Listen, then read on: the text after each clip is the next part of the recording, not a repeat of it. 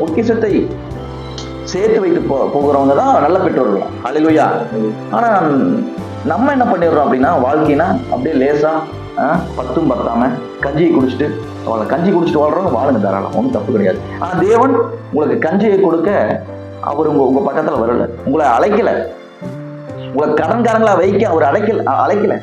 நீங்க கஷ்டப்படும்படி இருக்க தேவன் உங்களை அழைக்கல.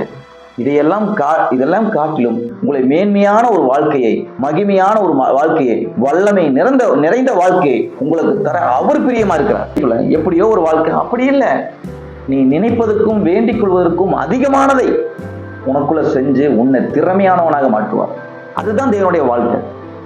இல்ல ஞானிகளை வெட்கப்படுத்தும்படி பைத்தியமானவை தெரிஞ்சு கொண்டார். எப்படி? கடைசி வரைக்கும் பைத்தியமா இருக்கிற கையில் இல்ல.